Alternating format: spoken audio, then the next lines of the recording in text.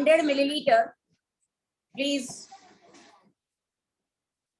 100 milliliter, 1 molar HCl लिया, उसमें 100 millilitre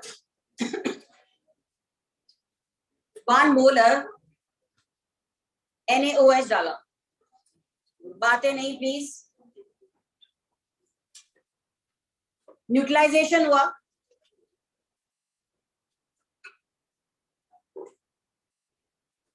और हीट रिलीज हुई X,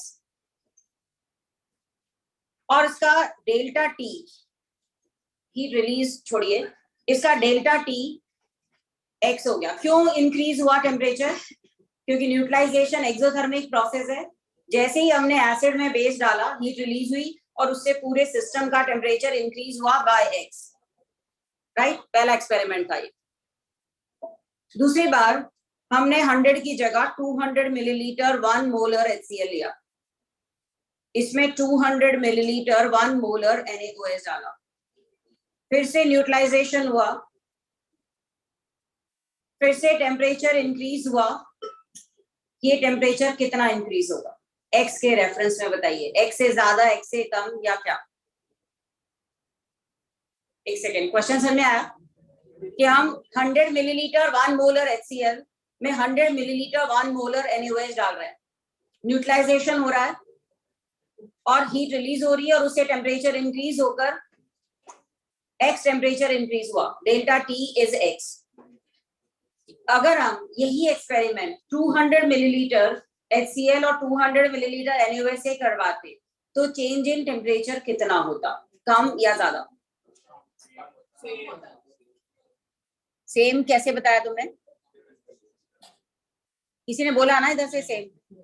सही आंसर है ये, पर मुझे रीजन बताओ। हाँ बोलो, क्या कौन सी चीज इंटेंसिव है? टेम्परेचर तो इंटेंसिव है, पर क्वांटिटी तो हमने चेंज कर दी। रीजन सही नहीं है, पर हाँ heat release will be same. तुम्हें आंसर बताना है क्यों। हाँ क्या? डेल्टा V मतलब वॉल्यूम तो चेंज हो रहा है ना, ये 200 डबल है वॉल्यूम। हाँ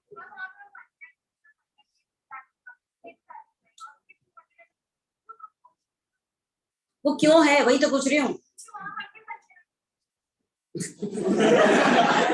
नहीं, रीजनिंग सही नहीं है। ऑनलाइन स्टूडेंट को बताएंगे? हाँ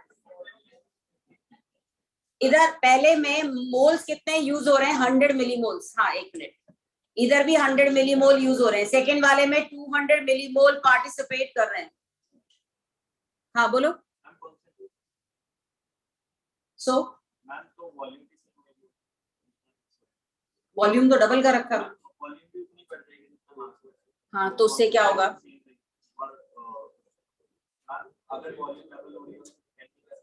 थोड़ा सा क्लोज पहुंच रहे हो बट एक्सप्लेन नहीं कर पा रहे हो, और मैं तुम्हें बताती हूँ सबको।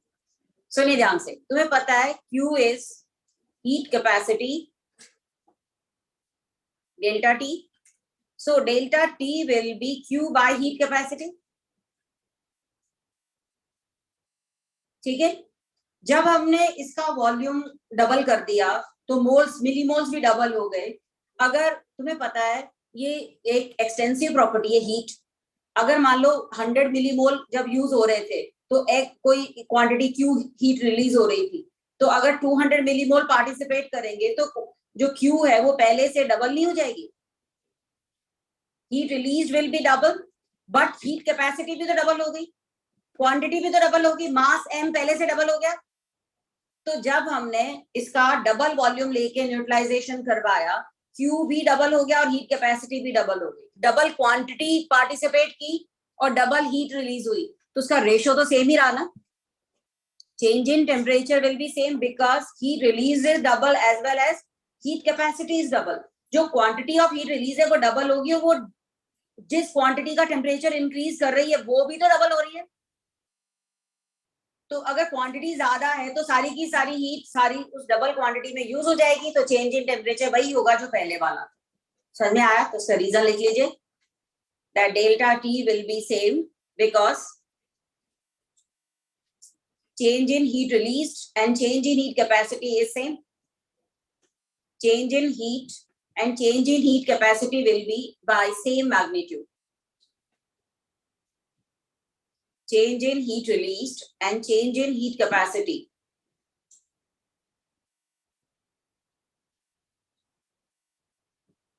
will be by same magnitude.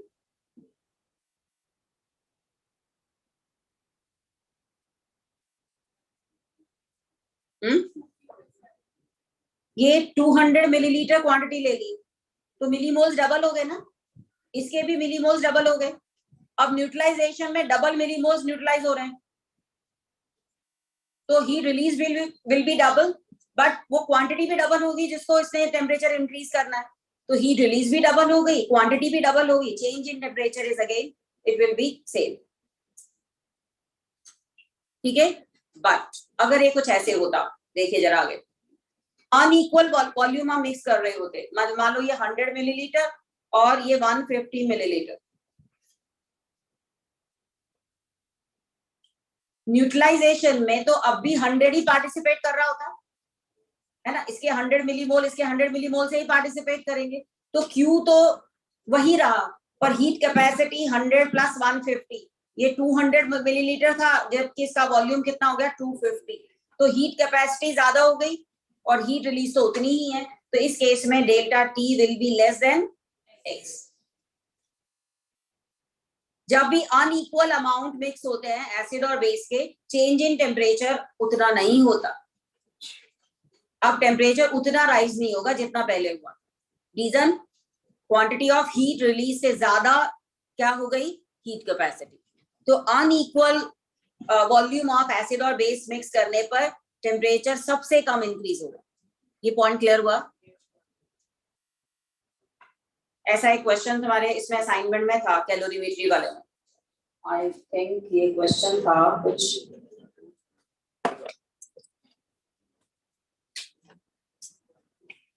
दूसरा तीसरा क्वेश्चन था शायद,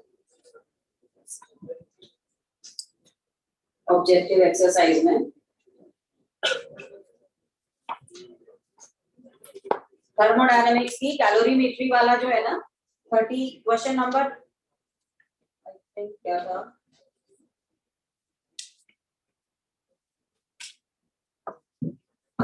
हाँ ये 60th में क्वेश्चन नंबर 62 था हमारी असाइनमेंट का, क्वेश्चन नंबर 62 में पढ़ के बताती हूँ। A solution of 500 millilitre 2 molar KOH and 500 milliliter 2 molar HCl. It was taken, rise in temperature is T1. T1 is delta T. Experiment is then repeated using 250 milliliter of each. 2 molar, ये 250 milliliter 2 molar. और question पूछा जा रहा था rise in temperature is T2, तो T1 और T2 में क्या रिलेशन है, तो T1 will be equal to T2। लेकिन अगर सपोज हमें ये मिक्सचर दिए होते कि पहले में एसिड 20 और ये 30, दूसरे में एसिड 40 और ये 50 मिलीलीटर, तीसरे में हमने लिया होता ये 30 लिया हुआ है, ये सेकंड वाला हमने लिया हुआ है 60, ऐसे ही ये 100 और ये 100। अब इनमें से लोएस्ट टेम्परेचर इंक्रीज किस में होता, इसमें, क्यों, डिफरेंस ज्यादा है। जब एसिड और बेस के वॉल्यूम में डिफरेंस ज्यादा है, इसका मतलब वहां हीट कैपेसिटी ज्यादा बढ़ रही है, हीट रिलीज उतनी नहीं बढ़ रही। आगे सुनने, मैक्सिमम इसमें होगा क्योंकि यहाँ हीट भी ज्यादा रिलीज हो रही है, हीट कैपेसिटी भी उसके अकॉर्डिंग। आई थिंक ये कॉन्सेप्ट समझ में आ गया होगा। हाँ,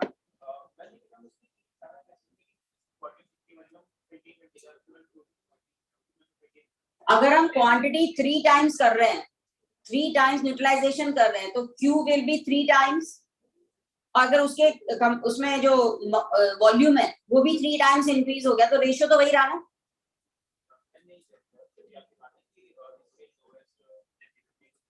इसके अंदर क्या है, 30 पार्टिसिपेट करेंगे, रेस्ट ऑफ दी 30 तो यूजलेस है ना, ये तो हीट कैपेसिटी को ही ऐड कर रहा है बस। उस रेफरेंस में। आ गया समझ? अब तुम्हारी जो एक ऑब्जेक्टिव असाइनमेंट थी टेस्ट 36, उसका कोई डाउट है? क्वेश्चन नंबर बोलो। आई थिंक एक क्वेश्चन था जो ज्यादातर का था डाउट इसमें। हाँ बोलो क्वेश्चन नंबर 4। अच्छा हाँ ठीक है। अगला काम करने से टेस्ट दिया था ये वाला? अभी भी नहीं दिया? कुछ कर टेस्ट दिया था ये टेस्ट 36? हाँ दिया था ना, जल्दी करो, ओपन करो टेस्ट जल्दी से। ऑनलाइन वाला था, उससे बोला था ना तुम्हें पिछली क्लास में कि जरा डाउट देख के आना। जल्दी बोलो क्वेश्चन नंबर 15। Okay 15 question. हाँ ये क्वेश्चन था, a container of volume 2 litre is separated into 2 compartment. ये भी 1 लीटर है, ये भी 1 लीटर है, और यहाँ पर वैक्यूम है और यहाँ प्रेशर है 1 बार, और इसमें हमने मोनोएटॉमिक गैस डाली है which is filled at 1 bar pressure. Other compartment is evacuated. A pinhole is made in the separator. यहां से एक पिन होल किया। अब गैस इस तरफ जाएगी जहां वैक्यूम था। Heat supplied to the gas so that final pressure of the gas equals to 1 bar. अब सुने ध्यान से, इस कंपार्टमेंट का प्रेशर 1 बार है। जब यहाँ होल करेंगे और इधर जाएगी गैस तो प्रेशर कम होगा ना, तो हमें उस प्रेशर को 1 बार बनाए रखने के लिए हीट करना था, टेम्परेचर इंक्रीज करना था। और इस क्वेश्चन में यही पूछा जा रहा है कि चारों स्टेटमेंट में से कौन सी स्टेटमेंट करेक्ट थी। सबसे पहली चीज, अगर हम प्रेशर को, स्टार्टिंग वाला प्रेशर हमारा था, मान लो स्टार्टिंग का टेम्परेचर है T, और स्टार्टिंग में जो प्रेशर था, एक सेकेंड, प्रेशर था 1 बार। लिसन, अगर वॉल्यूम डबल कर देते हैं तो प्रेशर हाफ होता है। इसका मतलब हमें टेम्परेचर को डबल करना पड़ेगा। पहले बताएं, पॉइंट समझ में आया? हमारा इनिशियल जो प्रेशर था 1 बार था फॉर 1 कंपार्टमेंट। जब हमने ये ओपन कर दिया तो उसका प्रेशर डबल वॉल्यूम होने से प्रेशर हाफ बार हो जाएगा, लेकिन हमें उसका प्रेशर 1 बार ही करना है। तो अगर इनिशियल टेम्परेचर T1 है तो final temperature should be 2 T1। पहले तो ये वाला पॉइंट देखें, ये पॉइंट समझ में आया? अब इस केस में अगर हम देखें तो जो पिन होल करने पर जो सेपरेटर या गैस एक्सपेंड हुई और 2 लीटर के अंदर चली गई, हम यहाँ फॉर्मूला लगाएं, PV is nRT, और इनिशियल टेम्परेचर निकाल लें। अगर हमारे पास ये कंपार्टमेंट का T कितना था ये निकालना होता, प्रेशर कितना है 1 बार, वॉल्यूम कितना है 1 लीटर, और नंबर ऑफ मोल्स हमने दे रखे हैं 1 मोल, R की वैल्यू 0.083। क्यों लिया हमने 0.083? क्योंकि ये है लीटर में और प्रेशर है बार में। बार का मतलब क्या होता है? एटमॉस्फेयर। तो 0.083 लीटर एटमॉस्फेयर हो गया इनटू T। यहां से T निकाले, क्या आएगा? 1/0.083।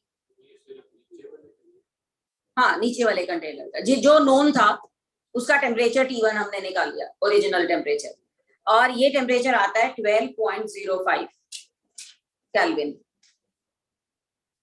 अब चेंज इन टेम्परेचर कितने का हुआ? इतने का ही हुआ ना।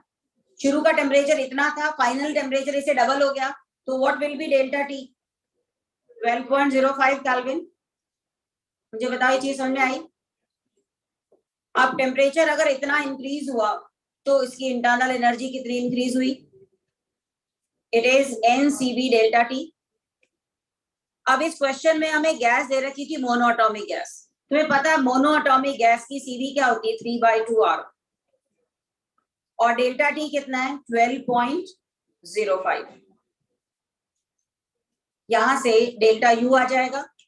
इस पूरे प्रोसेस में वॉल्यूम का चेंज तो हुआ ही नहीं, क्लोज था कंटेनर, तो W विल बी 0। इसका मतलब डेल्टा H भी इतना ही हो जाएगा, और ये आंसर आई थिंक 150 जूल आता है। अगर हम आर की वैल्यू 8.3 लगा दें तो ये वैल्यू जूल्स में आ जाती है।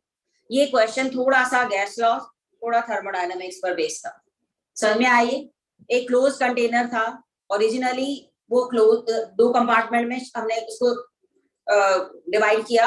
एक कंपार्टमेंट का टेम्परेचर T है, 1 लीटर उसका वॉल्यूम है, 1 बार उसका प्रेशर है, तो यहाँ से T आ गया। जब ये होल्स करके दूसरी तरफ गैस जाने लगी तो इसका प्रेशर डिक्रीज होने लगा, पर हमें प्रेशर सेम रखना है तो हमें टेम्परेचर डबल करना पड़ेगा। तो टेम्परेचर डबल करने का मतलब this will be the delta T। जितना डेल्टा T बढ़ा उतनी ही उसकी इंटरनल एनर्जी बढ़ी, उतना ही उसका डेल्टा H बढ़ा, क्योंकि कोई भी एनर्जी वर्क में काम नहीं आई। वर्क क्यों नहीं हुआ? क्योंकि यहाँ पर P एक्सटर्नल 0 था, फ्री एक्सपेंशन हो रहा था। फ्री एक्सपेंशन में वर्क के अंदर कोई एनर्जी वेस्ट ही नहीं होगी। क्वेश्चन में मोनोएटॉमिक गैस दे रखी थी, मैं बताया था ना, मोनोएटॉमिक गैस के लिए CV 3/2R होती है, डायटॉमिक के लिए 5/2R होती है, तो वहां से आ गया। और कोई क्वेश्चन? 14 क्वेश्चन में हमें दिया हुआ था, स्टेटमेंट थी, change in state function between 2 states is a definite quantity and does not depend on path। True है ये, है ना? दूसरा स्टेटमेंट था, intensive property can not be algebraically added or subtracted। Correct है, इंटेंसिव प्रॉपर्टी ऐड ही नहीं होती, fix रहती है, तो ये भी ट्रू था। Ratio of two extensive property always result into a parameter that depend on amount of substance. ये गलत है। Ratio of two extensive property will be intensive. अब जैसे कहते हैं मास बाय वॉल्यूम, डेंसिटी है, जब हम रेशियो लेते हैं ना, पर मास पर वॉल्यूम इस तरह से ले रहे होते हैं, और ये प्रॉपर्टी हमेशा क्या होती है? Intensive, and that doesn't depend on a quantity. तो सी स्टेटमेंट रॉन्ग थी, फॉल्स हो गया। और लास्ट था, molar heat capacity is a path function property. Heat तो वैसे भी पाथ फंक्शन प्रॉपर्टी, तो ये भी ट्रू था, तो स्टेटमेंट सी करेक्ट हो गया। अब 14 के बाद अगला क्वेश्चन कौन सा था? 12 था, which has maximum internal energy. सुनिए ध्यान से, किसी भी सिस्टम की इंटरनल एनर्जी बॉन्ड्स वगैरह एटम्स की एनर्जी के बराबर होता है, तो जिसकी एटॉमिसिटी सबसे ज्यादा उसकी इंटरनल एनर्जी भी ज्यादा, तो इनमें ओजोन की हो जाएगी ना। उससे पहले है कोई क्वेश्चन? नहीं। 18 question, specific heat capacity 3 metals की दी हुई थी। 1 gram of each metal is heated to 100 degree and added to 10 gram of water। What is the order of temperature? अब तुम देखो, तीनों को हमने हीट किया सेम टेम्परेचर से, किसको हीट सबसे ज्यादा मिली? जिसकी हीट कैपेसिटी ज्यादा थी, उसकी हीट एब्जॉर्ब भी ज्यादा थी। पहले बताएं, समझ में आया? 3 ब्लॉक हैं, तीनों का टेम्परेचर 10 डिग्री से इंक्रीज करना है, किसने सबसे ज्यादा हीट ली होगी? जिसकी हीट कैपेसिटी मैक्सिमम थी, उसके अंदर हीट भी स्टोर्ड ज्यादा है, तो वो जब वाटर में ड्रॉप करेंगे तो वाटर को ज्यादा हीट रिलीज करेगा, तो वाटर का टेम्परेचर सबसे ज्यादा उसी में इंक्रीज होगा। तो इसमें सबसे ज्यादा हीट कैपेसिटी किसकी थी? आयरन की। तो आयरन के ब्लॉक के पास सबसे ज्यादा हीट है, तो हीट ट्रांसफर भी सबसे ज्यादा होगा। आयरन है, उसके बाद है जिंक है, देन इट इज लेड। ये आ गया समझ में? क्वेश्चन नंबर 18 था ये। अगला कोई क्वेश्चन? 22 से पहले, ओके 22 सुने ध्यान से। ये था, a vessel contain 100 litre liquid. 100 litre liquid है, heat is supplied to liquid in such a fashion that heat given will be equal to change in enthalpy। heat will be equal to delta H, यही है। अब the volume of the liquid increases by 2 liter, increases by 2 liter मतलब delta V is 2 liter। if the external pressure is 1 atmosphere, P external is 1 atmosphere मतलब irreversible path है, और 202.6 joule heat हमने supply की, तो हमें निकालना है change in internal energy, delta U कितना हुआ। अगर वर्क और हीट दोनों की वैल्यू हम निकालेंगे, पहले तो वर्क कितना हुआ वो निकालते हैं। Work is P delta we, और ये क्योंकि एक्सपेंशन हो रहा है तो नेगेटिव आएगा, -1 into 2, ये लीटर एटमॉस्फेयर में हो गया, और इसको 101.325 से मल्टीप्लाई करके जूल्स में निकाल लेंगे। तो यहाँ वर्क ही इतना आ गया जितनी हीट सप्लाई की है। यहां से वर्क जो है -202.6, इसका मतलब जितनी हीट दी उतना ही वर्क हो गया। तो इसका मतलब सिस्टम की इंटरनल एनर्जी में तो कुछ भी ऐड नहीं हुआ, delta U will be 0। Even इसमें जो हीट एब्जॉर्ब्ड है वो आ जाएगी 202.6। समझ में आया? चेंज इन इंटरनल एनर्जी 0, क्योंकि जितनी हीट एब्जॉर्ब की उतना ही उसने वर्क कर दिया। आगे समझे? अगला क्वेश्चन, ये लास्ट क्वेश्चन 25th हो गया था। लास्ट क्वेश्चन ये भी देख लें। ये था H2O2 decompose to give water and O2,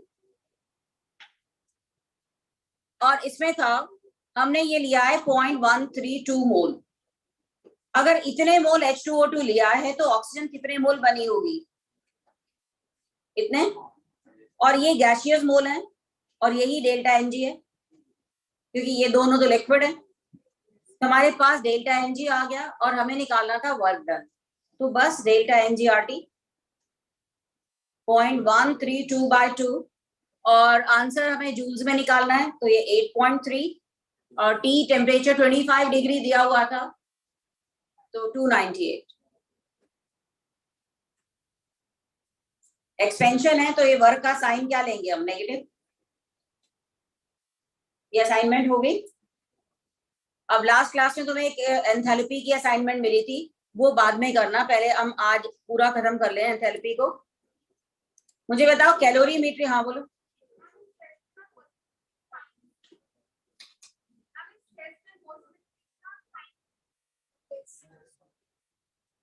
sign क्या मतलब?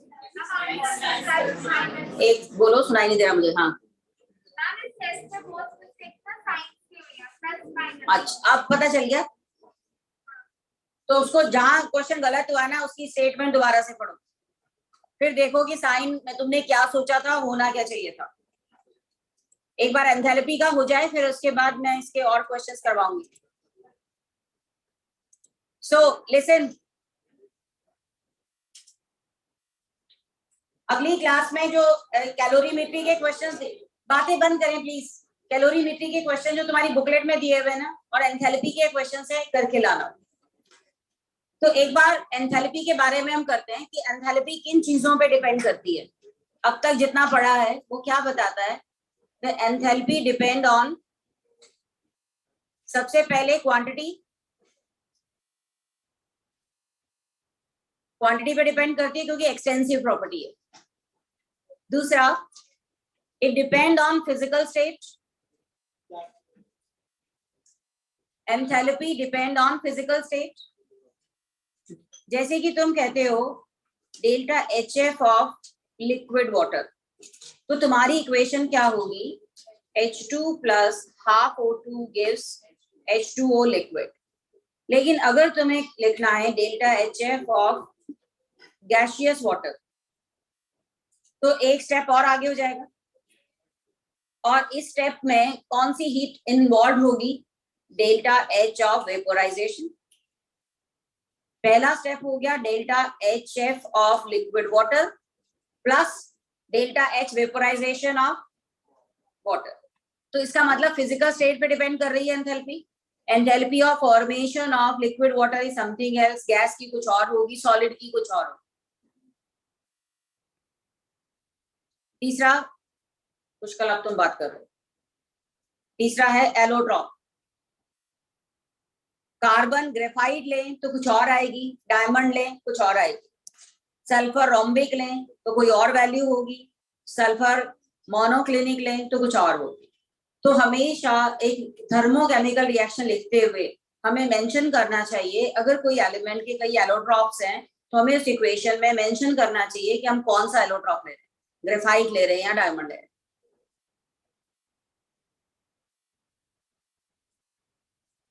एक थर्मोकेमिकल रिएक्शन तब तक बैलेंस नहीं मानी जाती जब तक कि सारी वैल्यूज हम ना लिखें। इसके बाद टेम्परेचर पे डिपेंड करेगा कि वो रिएक्शन किस टेम्परेचर पे की जा रही है, 25 डिग्री पर है या 30 डिग्री पर है। एंथैल्पी उस पर भी डिपेंड करेगी।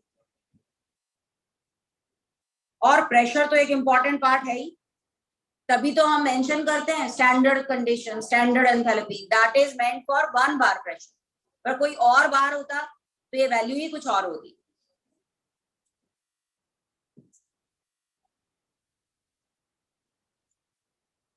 इसके अलावा एक रिएक्शन में कितने गैसियस नंबर ऑफ मोल्स का चेंज हो रहा है उस पर डिपेंड करती है। इवन आइसोमर पे डिपेंड करती है। अगर मान लो हम ब्यूटेन की जगह आइसोब्यूटेन ले लेते, एंथैल्पी की वैल्यू ही कुछ और हो जाती। So these are the factor responsible for enthalpy of reaction. Isomer ले लें, एंथैल्पी की वैल्यू कुछ और ही हो जाएगी।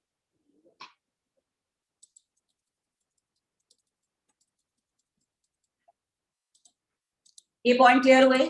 आज हम फिर से एंथैल्पी की जो लास्ट क्लास में कर रहे थे कुछ टर्म्स, हमने कौन कौन सी टर्म्स कर ली थी, कौन बताएगा? हाँ तुम बताओ समय, कौन कौन सी एंथैल्पी हम कर चुके हैं? एंथैल्पी ऑफ फेज ट्रांजिशन, क्या क्या आया था उसमें? उसमें मेल्टिंग होना, वेपोराइज होना, एलोट्रॉप का चेंज होना, सब आ गया था। तो पहली तो थी एंथैल्पी ऑफ फेज ट्रांजिशन। दूसरी एंथैल्पी ऑफ फॉर्मेशन, जब 1 मोल कंपाउंड बना अपनी रेफरेंस एलिमेंटल स्टेट से। तीसरी कौन सी थी? एंथैल्पी ऑफ कंबस्शन, जब 1 मोल कंपाउंड को बर्न किया हमने तो जो हीट रिलीज हुई वो एंथैल्पी ऑफ कंबस्शन थी। और किसी भी रिएक्शन की एंथैल्पी निकालने के लिए हमारे पास 2 फॉर्मूलाज आए थे। एक, अगर हमें सारे रिएक्टेंट प्रोडक्ट की डेल्टा HF दी होती तो फॉर्मूला होता प्रोडक्ट माइनस रिएक्टेंट। और अगर हम सारी रिएक्शन के रिएक्टेंट प्रोडक्ट की कंबस्शन एनर्जी दी होती तो हमारा delta H combustion reactant minus product, ये पता चल गया। और ये दोनों फॉर्मूला कहां से आए थे? हेसेस लॉ से आए। ठीक है, ये कर सकते हैं हम। जैसे कि मान लो हमारी रिएक्शन है कंबस्शन ऑफ बेंजीन, लिखें जरा combustion of benzene. Combustion of benzene ये हमारी रिएक्शन है। देखो combustion of benzene is the reaction. Benzene का फॉर्मूला तुम सबको पता है, प्लस O2। तुम्हें पता है कंबस्शन पर हमेशा CO2 और वाटर ही बनता है। C कितना है यहाँ पर? 6, तो 6 CO2। हाइड्रोजन कितने हैं? 6, तो 3 वाटर। वाटर हमेशा लिक्विड स्टेट में होता है और ये गैस है, ये भी गैस है, और बेंजीन लिक्विड होती है। तो O2 कितना आ गया? 15/2। अब हमें कुछ वैल्यूज दी होंगी, क्या है? Delta HF of benzene, suppose ये है X। Delta HF of CO2 if it is Y। Delta HF of liquid water if it is Z। तो हमारी गिवन रिएक्शन का आंसर क्या होगा? रिएक्शन चाहे जो भी है, डाटा क्या दिया हुआ है हमें? Data in terms of enthalpy of formation.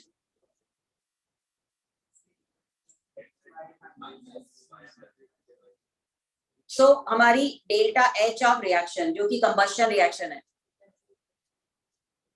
जिसके लिए हमें वैल्यूज किसकी दे रखी है? सारे रिएक्टेंट की डेल्टा HF। तो जब भी हमें डेल्टा HF दिया हो तो हम फॉर्मूला क्या लगाते हैं? Delta HF of product minus delta HF of reactant. So अब हम यहाँ क्या करने वाले हैं? Product is CO2, delta HF 1 mole CO2 के लिए दी हुई है और हमें किसके लिए निकालनी है? 6 मोल CO2 के लिए। डेल्टा HF ऑफ वाटर हमें 1 मोल के लिए दिया हुआ है और क्वेश्चन में 3 मोल्स हैं, इनटू 3। ये तो हो गया reactant. Delta HF of product minus reactant, reactant में क्या है? Delta HF of C6H6। और ऑक्सीजन तो एलिमेंटल स्टेट है, एलिमेंटल स्टेट में डेल्टा HF हमेशा क्या लेते हैं हम? 0। तो अब हमारा आंसर क्या हो गया? CO2 का कितना था y, तो 6y plus 3z minus x, ये इस रिएक्शन का डेल्टा H आ गया। तुम्हें सारी हेसेस लॉ की इक्वेशन लिखने की जरूरत नहीं पड़ी ना, हमें डायरेक्ट देख के पता चल गया।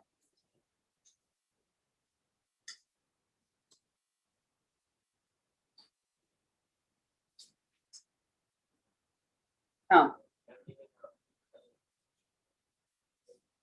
तो हमने दो एंथैल्पीज का यूज देखा, किस किस का, एंथैल्पी ऑफ फॉर्मेशन या एंथैल्पी ऑफ कंबशन। ये समझ में आया? एक कंबशन का भी एग्जांपल बता देती हूँ। नेक्स्ट लिखिए।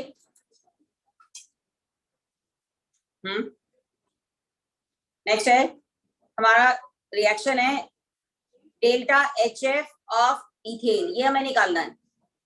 This we have to find carbon graphite plus 3H2। हमें इसका डेल्टा H निकालना है इस रिएक्शन का, और डाटा गिवन क्या है, delta H combustion of carbon graphite.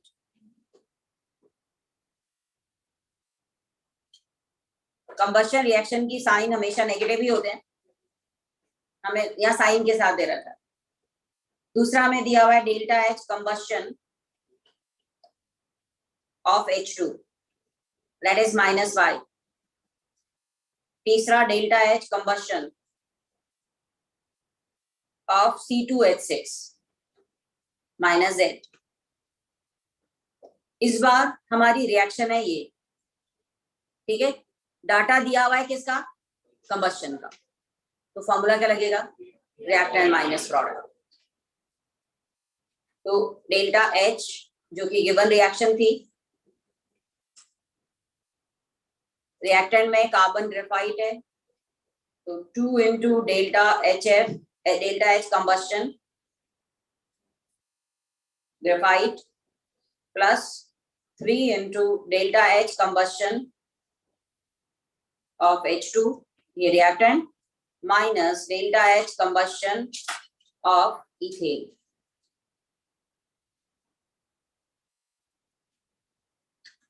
तो क्या आंसर आया हमारा, -2x minus 3y plus z। उसके बाद जो भी वैल्यूज है बस उसको तुम्हें यूज करना है।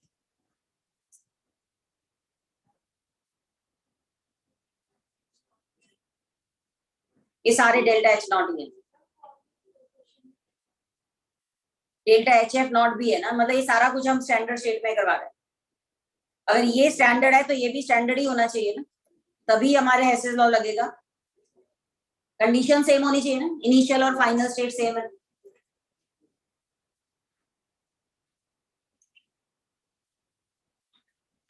सो इक्वेशन लिखने में टाइम लगता है ना, इसमें टाइम नहीं लगता, पर हमें ये पता होना चाहिए ना फॉर्मूलाज दोनों। चले आगे। लास्ट क्लास में जो एंथैल्पी हम कर रहे थे वो कौन सी थी, बॉन्ड एंथैल्पी, तो आज उसका यूज करने वाले हैं।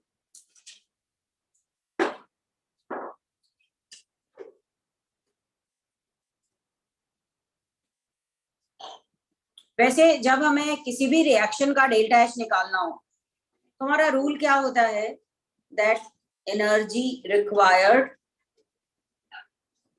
Minus energy released.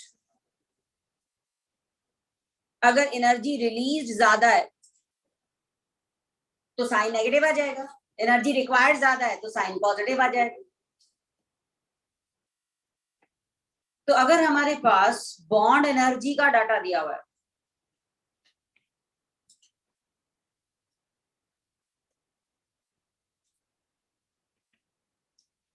अगर हमें किसी रिएक्शन में रिएक्टेंट प्रोडक्ट दोनों की बॉन्ड एनर्जी दी होती तो हम फॉर्मूला क्या लगाते,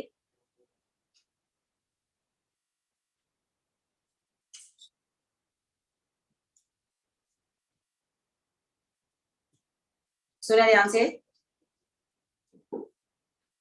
इतना तुम्हें पता है कि रिएक्टेंट के पहले बॉन्ड टूटते हैं फिर प्रोडक्ट के बॉन्ड बनते हैं, तो हम क्या कहते हैं, energy required to break the bond of reactant minus energy released when bonds are formed in the product. कहने का मतलब हमारा फॉर्मूला क्या होता, bond energy of reactant minus bond energy of product. Forget about sign. Reactant के bond तोड़ने हैं, product के बॉन्ड बनने हैं, तो इसलिए प्रोडक्ट की एनर्जी के आगे साइन नेगेटिव लगा दिया और रिएक्टेंट की एनर्जी के सामने साइन पॉजिटिव लगा. तो अगर बॉन्ड एनर्जी भी दी होती तब भी हमारा फॉर्मूला कंबस्शन की तरह ही होता. क्या? Bond energy of reactant minus bond energy of product. क्योंकि किसी भी रिएक्शन को जब हम करवाते हैं तो रिएक्टेंट के बॉन्ड टूटते हैं और प्रोडक्ट्स के बॉन्ड बनते हैं.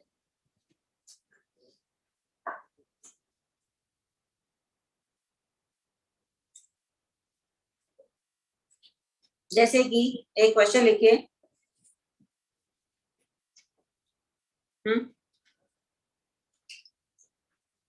हमें फाइंड करनी है, calculate enthalpy of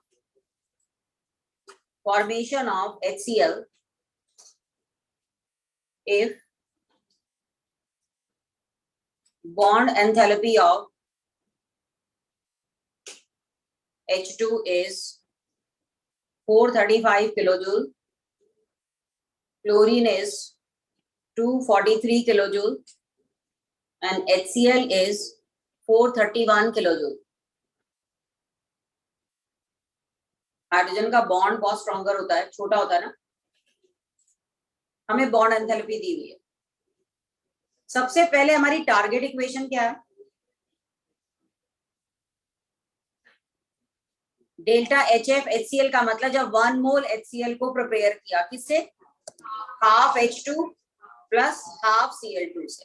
and all are gases. Bond energy का डाटा तभी लगेगा जब सारे एलिमेंट जो रिएक्शन में दे रखे हैं, रिएक्टेंट प्रोडक्ट सब गैसेस में हो. तो अब जरा फॉर्मूले में क्या लगाएंगे? Bond enthalpy of reactant minus bond enthalpy of product. तो हाइड्रोजन के लिए हाफ 435, ये हाफ 243, ये रिएक्टेंट के लिए हो गई और प्रोडक्ट के लिए माइनस 431. बस आ गया आंसर.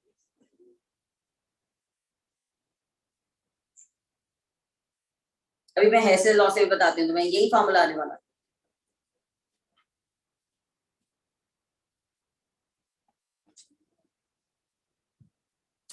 क्या आंसर आया?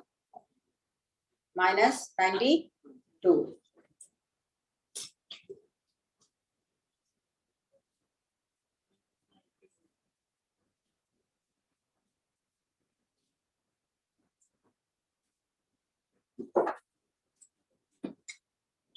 हेसेल लॉ लगा के देखो, यही आएगा.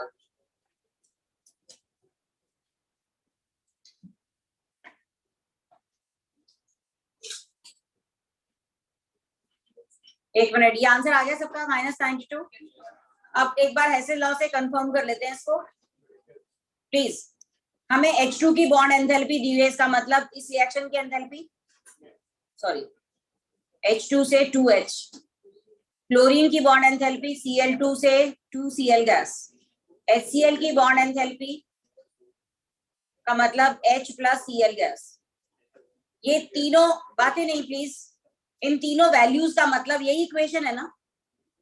अब इससे इन तीनों इक्वेशन से पहली इक्वेशन बनानी होती तो तुम क्या करते? इसको मल्टीप्लाई करते हाफ से और ऐड करते, दूसरे को भी हाफ करते और ऐड करते, तीसरे को सबट्रैक्ट करते. तो यही तो किया है हमने. रिएक्टेंट की एंथैल्पी को हाफ करके ऐड कर दिया और प्रोडक्ट की एंथैल्पी को सबट्रैक्ट कर दिया. So this formula is again based on Hess's law. Formula पता है, बहुत जल्दी क्वेश्चन हो जाता है. क्लियर सबको? इसके अलावा सुने ध्यान से, अगर हमें, चले आगे,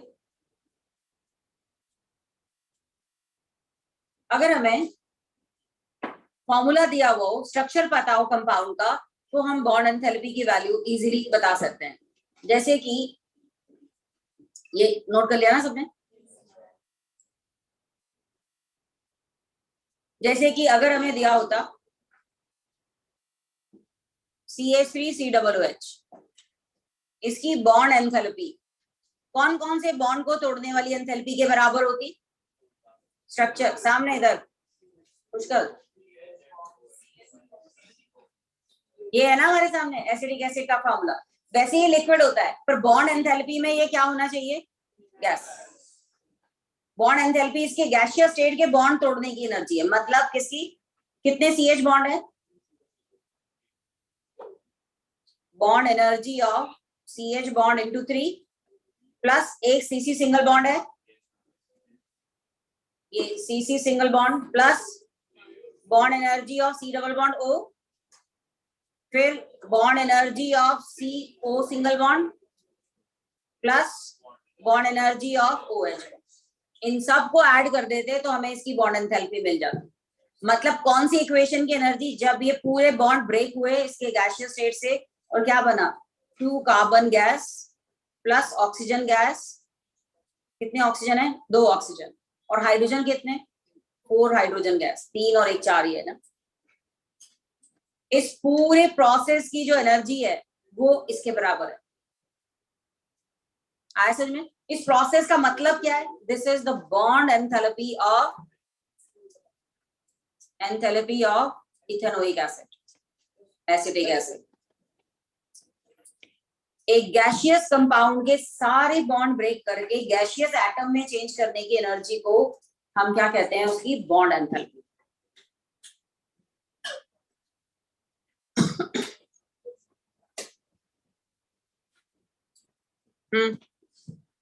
राइट। और ये भी एक बहुत ही यूजफुल वैल्यू है, क्योंकि अगर इसकी वैल्यू दी होती तो हम किसी भी रिएक्शन के लिए डेल्टा H निकाल सकते थे। फॉर्मूला लगाते, रिएक्टेंट की बॉन्ड एंथैल्पी माइनस प्रोडक्ट की बॉन्ड एंथैल्पी।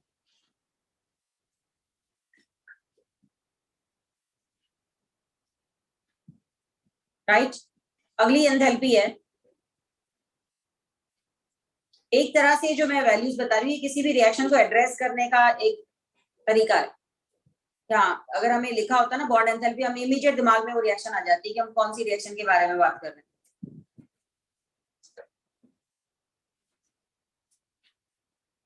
चले आगे।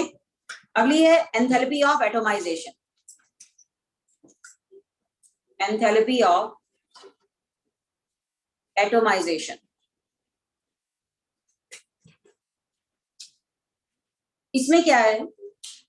कोई भी सब्सटेंस, चाहे वो एलिमेंट है या कंपाउंड है, जिस मर्जी स्टेट में है, वहां से उसको गैसियस आइसोलेटेड एटम में चेंज करना।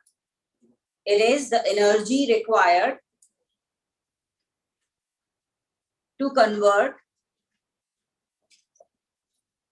given substance into gaseous isolated atoms.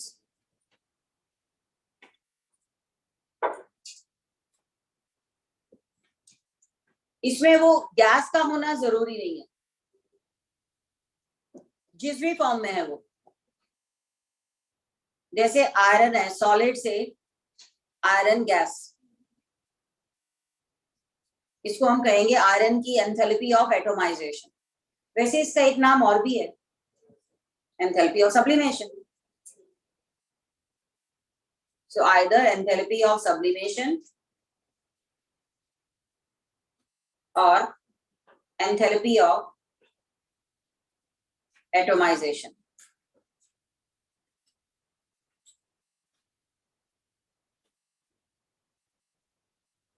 Whether it is element or compound, liquid water है 2H plus O, तो ये लिक्विड वाटर की एंथैल्पी ऑफ एटोमाइजेशन हो गई।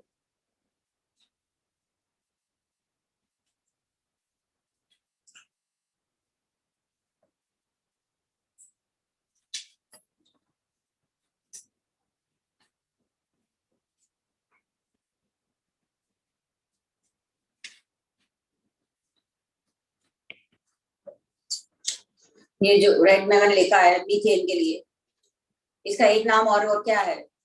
बॉन्ड एंथैल्पी भी है। दिस इज बॉन्ड एंथैल्पी और enthalpy of atomisation.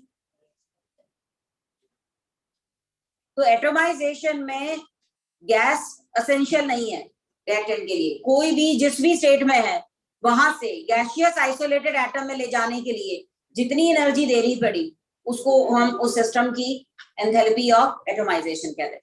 Sometimes it may be equal to bond enthalpy, sometimes it may be equal to enthalpy of sublimation.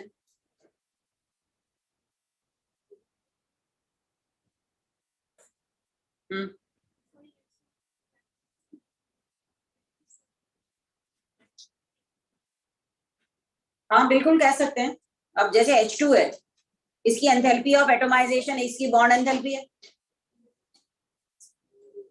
इसको hydrogen की enthalpy of atomisation भी कह सकते हो, एटॉमिक स्टेट में ले जाना हाइड्रोजन की, या इसकी बॉन्ड एनर्जी भी कह सकते हो।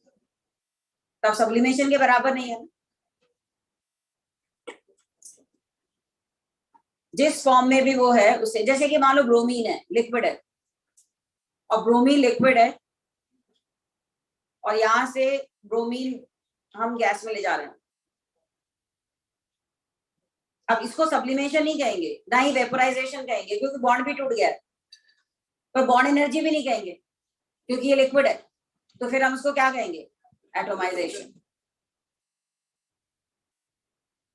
This is enthalpy of atomisation. I think ये समझ में आ गया होगा।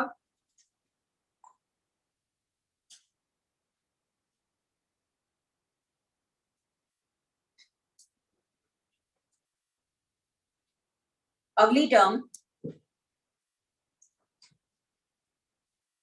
हर लाइन का मतलब स्टेटमेंट समझ में आ, इस पे एक बार क्वेश्चन पूछा गया था, which of the following is enthalpy of formation, integer में आया था एक question.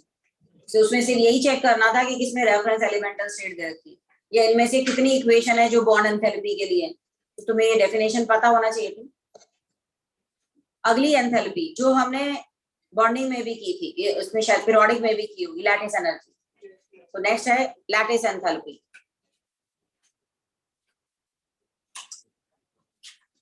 Lattice enthalpy, lattice enthalpy, lattice term crystal के लिए यूज किया जाता है। तो एक क्रिस्टल को ब्रेक करना गैसियस आइसोलेटेड एटम में, अगर मान लो वो क्रिस्टल आयनिक कंपाउंड का है तो उसको आयंस में कन्वर्ट करना, उसके लिए जितनी एनर्जी देनी पड़ी उसको हम क्या कहेंगे? उसकी लैटिस एंथैल्पी। इसका मतलब इसमें क्या चीज एसेंशियल है? उस कंपाउंड का सॉलिड स्टेट में होना, क्रिस्टल फॉर्म में होना, उसका परफेक्ट अरेंजमेंट में होना। उस परफेक्ट अरेंजमेंट से उसको गैसियस आइसोलेटेड एटम में या आयन में ले जाने की एनर्जी इज लैटिस एंथैल्पी। लिख लीजिए definition. It is heat required, it is heat required to convert 1 mole of,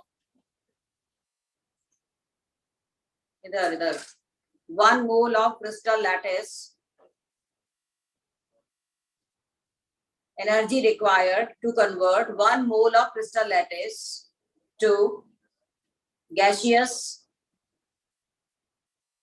isolated atoms or ions.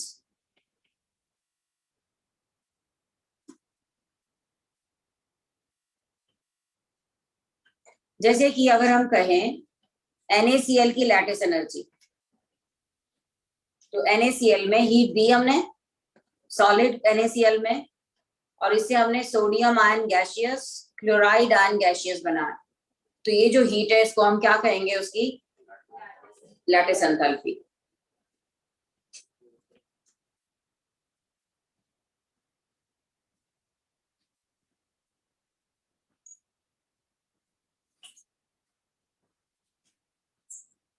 जिस टाइप के आयन से भी वो बना हुआ है,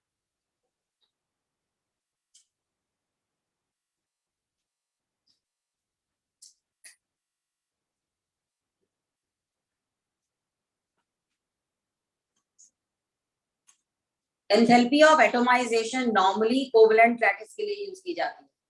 एटम में चेंज करना, ये तो आयन हो रहा ना। अब जैसे ये वाला देखो, कार्बन ग्रेफाइट से कार्बन गैस, बहुत सारे नाम है इसके, तुम्हें पता है ना, ग्रेफाइट का भी एक लैटिस होता है, उसको ब्रेक किया, गैसियस एटम में चेंज किया, तो लैटिस एंथैल्पी तो हो ही गई, लैटिस एंथैल्पी। बट और क्या क्या नाम है इसके? एंथैल्पी ऑफ एटोमाइजेशन, यस, एक और नाम भी है, sublimation, yes, enthalpy of atomization और enthalpy of sublimation, numerical value तो सेम ही है। तो कई बार ऐसा हो सकता है कि लैटिस एंथैल्पी या एंथैल्पी ऑफ सब्लिमेशन या एटोमाइजेशन एक ही रिएक्शन के लिए डिफरेंट नेम्स है, but not always true.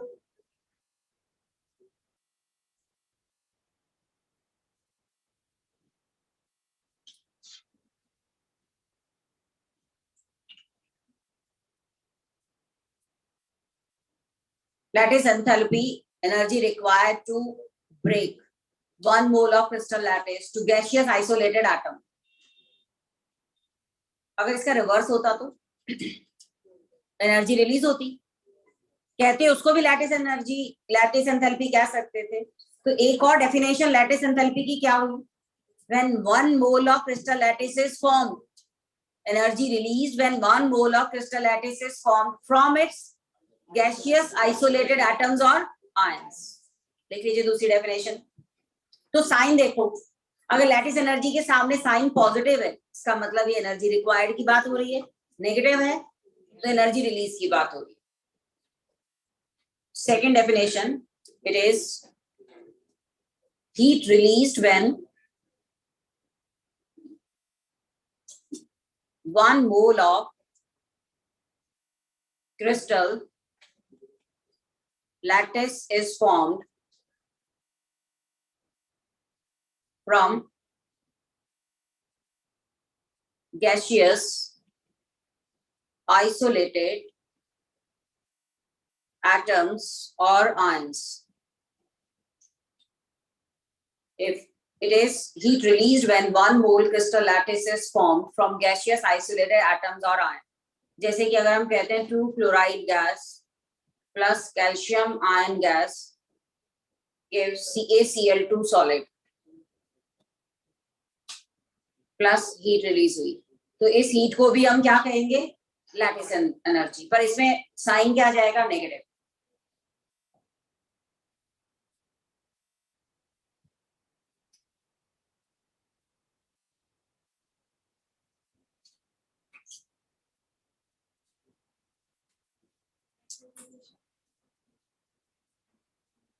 Atomisation compound के बारे में बात हो रही है और उसके सारे बॉन्ड भी टूट रहे हैं।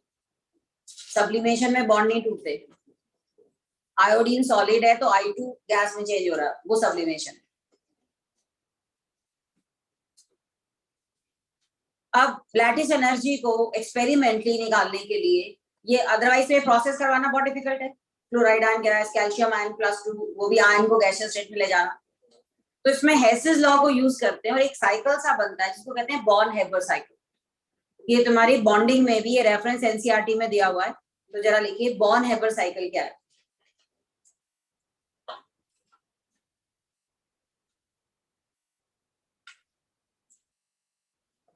Born-Haber cycle for lattice energy.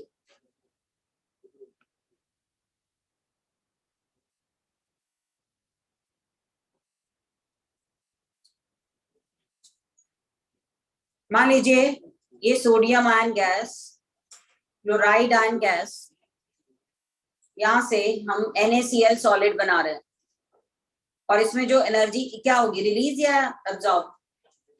Release, तो minus delta H lattice energy है। और हमें कुछ और इंफॉर्मेशन दी हुई है, वो क्या है देखिए जरा। Na solid plus Cl2 gas, इस पहले स्टेप की एनर्जी को क्या कहेंगे? एक 1 मोल NaCl बना from its reference elemental state इसको क्या कहेंगे, delta HF not of NaCl। यही है। सोडियम को गैस में लेकर गए, इस एनर्जी को क्या कहेंगे, सब्लिमेशन।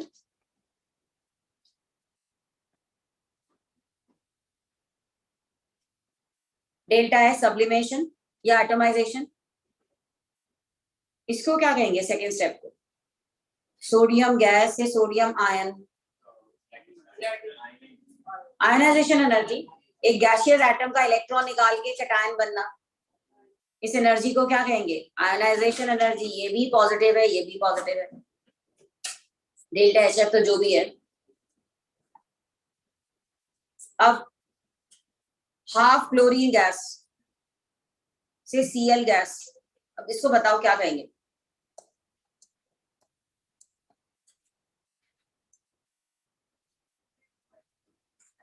बॉन्ड एंथैल्पी नहीं, बॉन्ड एंथैल्पी का हाफ। इधर देखो Cl2 से 2Cl, इसको क्या कहेंगे हम, बॉन्ड एनर्जी।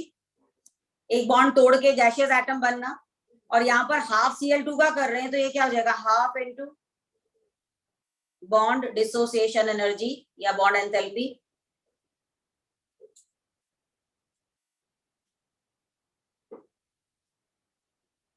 ये भी प्लस है।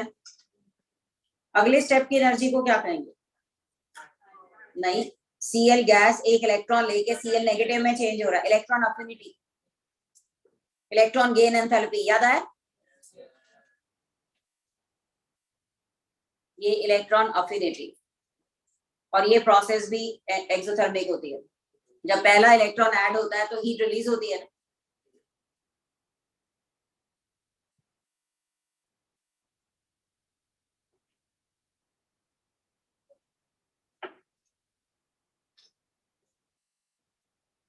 अब यहाँ एक चीज तुम्हें नजर आ रही होगी कि अगर हम सोडियम सॉलिड और हाफ Cl2 गैस और NaCl, इसमें जो हीट रिलीज डेल्टा HF चाहे सिंगल स्टेप में करवाएं या नीचे के सारे स्टेप से वहां तक पहुंचे, नीचे के सारे स्टेप से होते हुए वहां तक पहुंचे, डेल्टा HF बराबर होना चाहिए ना।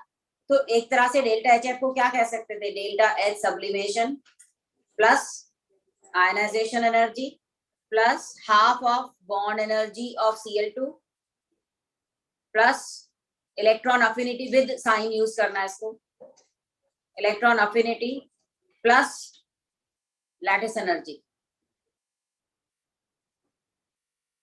डेल्टा HF विल, और ये सब वैल्यू पता है, ये हमें पता है, ये पता है, ये सारा पता है, तो हमें लास्ट लैटिस एनर्जी निकाल सकते थे ना। This is called born-Haber cycle. ये बॉन्ड डिसोसिएशन एनर्जी क्लोरीन की, मैंने तुम्हें अभी बताया था, जब Cl2 गैस से 2Cl गैस बना, तो इस एनर्जी को बॉन्ड एंथैल्पी कहेंगे ना क्लोरीन की। और अभी ये हाफ Cl2 गैस है, तो half of the bond enthalpy हो जाएगा। सो अगर हम NaCl के फॉर्मेशन के स्टेप को सिंगल स्टेप में लेते या नीचे से उस तक पहुंचते, तो टोटल एनर्जी चेंजेस सेम होते। तो यहाँ जो एनर्जी की वैल्यूज है साइन के साथ लगा दो, हमने तो ऐड की है सारी values. So this is called born-Haber cycle. यहाँ से कोई भी एक अननोन वैल्यू निकाली जा सकती थी, पर हाँ लैटिस एनर्जी निकालने का तरीका हमारे पास नहीं है, इसीलिए हम ये मेथड यूज करते हैं। हाँ सारी वैल्यू गिवन होंगी, मतलब इस साइकिल में कोई एक वैल्यू अननोन वैल्यू निकाली जा सकती है फिर स्टार गिवन। मुझे बताओ लैटिस एनर्जी और बॉर्न-हेबर साइकिल समझ में आया सबको, और हर एक स्टेप की अब तुम्हें पता चल जाना चाहिए, आयनाइजेशन एनर्जी स्टेप कौन सा है, इलेक्ट्रॉन अफिनिटी का स्टेप कौन सा है जब पहला इलेक्ट्रॉन ऐड होता है। हाँ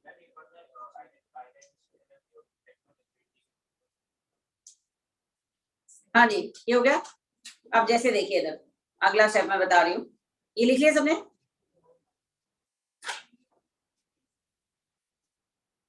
क्या एसी बंद करना है, निर्मल एक एसी बंद कर देना।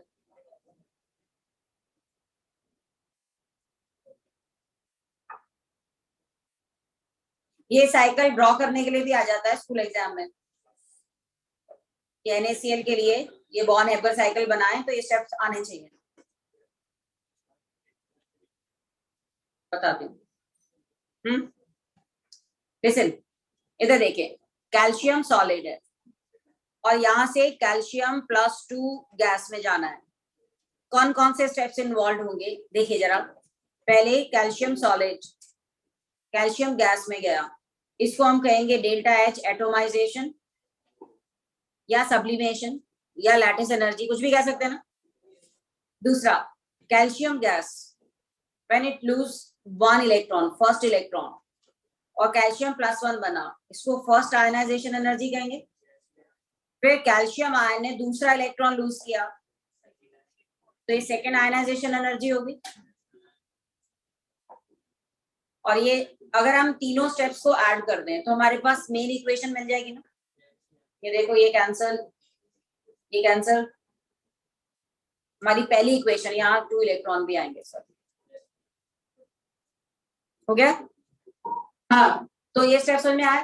दिस इज आयनाइजेशन एनर्जी का स्टेप कहाँ आया, ये क्लियर है। अब अफिनिटी का भी बताती हूँ मैं। इधर मोबाइल रखो अंदर। हाँ जी, राइट। अगला देखें, जैसे कि हम कहते हैं Cl2 गैस से Cl नेगेटिव, कौन कौन से स्टेप्स यहाँ होंगे? हाँ, पिछली स्लाइड।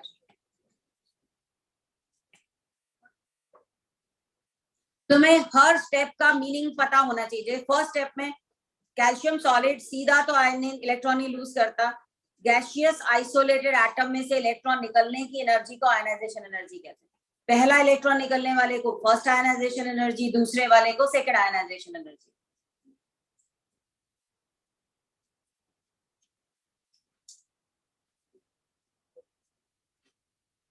ठीक है?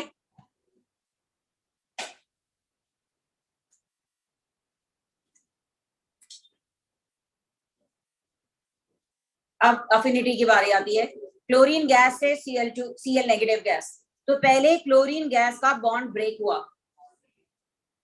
2 गैसियस एटम बने, ये है बॉन्ड एंथैल्पी या बॉन्ड डिसोसिएशन एनर्जी।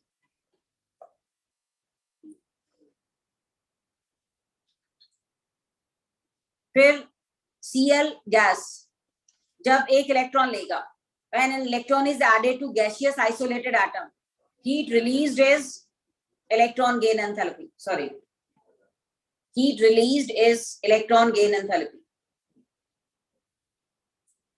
और हमें इसको 2 से मल्टीप्लाई करना होगा, और फिर अगर हम इसको ऐड कर दें तो हमारी मेन इक्वेशन बन जाएगी ना। तो इस सेकेंड स्टेप को हम क्या कहेंगे, इस हीट को हम क्या कहेंगे? इलेक्ट्रॉन गेन एंथैल्पी या इलेक्ट्रॉन अफिनिटी भी कहते हैं।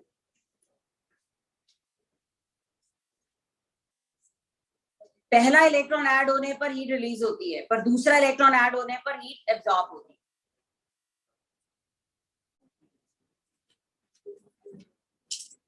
हो गया? अगर हम लिखते ब्रोमीन लिक्विड, देखिए इधर Br2 लिक्विड से Br नेगेटिव गैस, अब बताओ क्या क्या स्टेप इन्वॉल्व हुए? इलेक्ट्रॉन हमेशा गैसियस एटम में ऐड होता है, तो अभी तो ब्रोमीन लिक्विड है, पहले तो ब्रोमीन लिक्विड से किस में जाएगी? ब्रोमीन गैस में। सेम फॉर्म गैसियस स्टेट में जाए तो उसको कहते हैं enthalpy of vaporisation. Bromine liquid state में होता है ना, लिक्विड से गैसियस स्टेट या वेपर स्टेट में जा रहा है, तो Br2 लिक्विड, Br2 गैस, क्या नहीं, सेम नहीं होते। हम वेपर तब कहते हैं जो कंडेंस हो सकता हो, पर लिखते समय वेपर ना लिख के गैस लिख देते हैं। हो गया ये। अब ब्रोमीन गैस मतलब इसमें एक बॉन्ड भी है, अभी इससे हमने एटम बनाया, गैसियस एटम, तो ये बॉन्ड एंथैल्पी हो गई। और लास्ट में जाके सामने इधर इधर इधर ब्रोमीन गैस में जब पहला इलेक्ट्रॉन ऐड हुआ और Br नेगेटिव गैस बना, तो उसमें जो एनर्जी रिलीज हुई वो थी इलेक्ट्रॉन गेन एंथैल्पी। अब इसको हमें किससे मल्टीप्लाई करना है? 2 से, और फिर सबको ऐड कर दो, तुम्हारी पहली इक्वेशन बन जाएगी। This is Hess's law. कि ये इक्वेशन हमें बनानी थी, ये 3 इक्वेशंस हमें दी हुई थी। हर इक्वेशन में एनर्जी जो यूज हुई, इन्वॉल्व हुई, उसका एक स्पेसिफिक टर्म यूज किया जाता है उसके लिए। एंथैल्पी ऑफ वेपोराइजेशन, जब एक मॉलिक्यूल लिक्विड से पूरा मॉलिक्यूल गैसियस स्टेट में गया। इस पहले स्टेप को हम एटोमाइजेशन बिल्कुल नहीं कह सकते, एटॉमिक स्टेट में थोड़ी गया है वो। हाँ जी, इधर बताएं, क्लियर हुआ ये?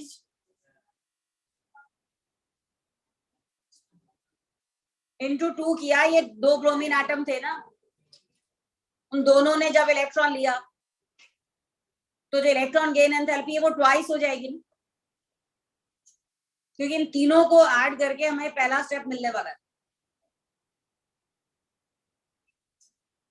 तो जिस रिएक्शन को हम एड्रेस कर रहे हैं, उसमें ये एनर्जी चेंजेस हो रहे हैं एट कांस्टेंट प्रेशर, हमें वो एड्रेस करने का टर्म तो पता होना चाहिए ना, या अगर हमें वो स्टेटमेंट दिया हो तो हमें पता होना चाहिए हम कौन सी रिएक्शन के बारे में बात कर रहे हैं। तो ये जो सामने लिखा हुआ है इसमें एक स्टेप नहीं है, 3 स्टेप इन्वॉल्व है इसमें।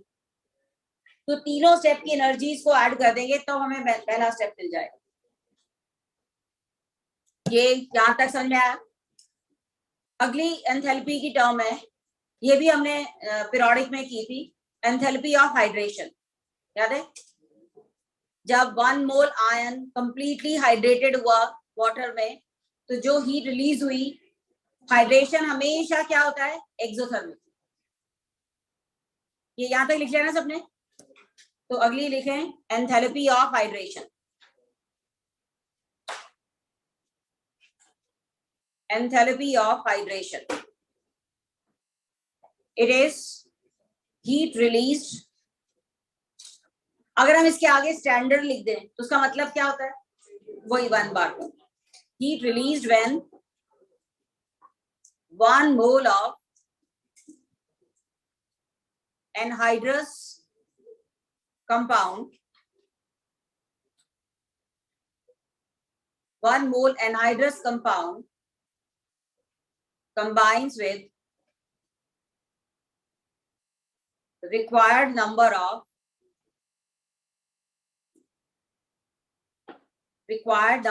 moles of water, required number of moles of water to form hydrated form, या 1 mole of compound is completely hydrated। हर कंपाउंड, हर एक आयन में एक डेफिनेट नंबर ऑफ वाटर को एक्सेप्ट करने की पावर होती है। तो एक डेफिनेट नंबर ऑफ वाटर को लेके वो हाइड्रेटेड फॉर्म में गया, उस प्रोसेस की हीट रिलीज क्यों कहा? क्योंकि वाटर को वो अट्रैक्ट कर रहा है, और अट्रैक्शन हमेशा एक्सोथर्मिक होता है। That is hydration energy. Hydrated compound जो बनाता है उसके लिए ये टर्म यूज होती है। अब देखें जरा, सोडियम कार्बोनेट कितने वाटर लेता है मैक्सिमम? वॉशिंग सोडा का फॉर्मूला पता है ना, 10। Specific number of moles of water लिया, ये भी सॉलिड था, एनहाइड्रस था, और हाइड्रेटेड भी सॉलिड ही है, ये हाइड्रेटेड सॉल्ट है। इसमें जितनी हीट रिलीज हुई उसको हम क्या कहेंगे? इसकी हाइड्रेशन एनर्जी। जब भी किसी सॉलिड को वाटर में डाला जाता है, सबसे पहले तो वो वाटर के मॉलिक्यूल को अट्रैक्ट करता है, हाइड्रेटेड होता है, हीट रिलीज होती है, जो रिलीज हीट है फिर तोड़ती है उसको, लैटिस को, तब जाके वो कंपाउंड डिसॉल्व होता है।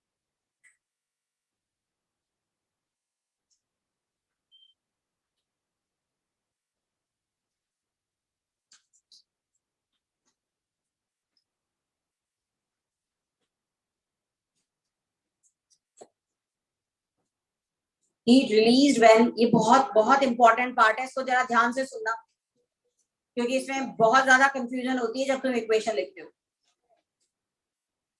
यहां तक समझ में आया स्टेटमेंट का मतलब? अब इसी के साथ मैं पहले एक स्टेटमेंट और बता रही हूँ ताकि तुम्हें दोनों का डिफरेंस समझ में आए। ये डेफिनेशन लिख ली, इसका रिवर्स के लिए यूज ही नहीं होती है, ये हाइड्रेशन के लिए यूज होती है। पर हाँ, अगर रिवर्स होता तो साइन पॉजिटिव आ जाता। इसमें से वाटर निकाला तो एनर्जी दी, राइट।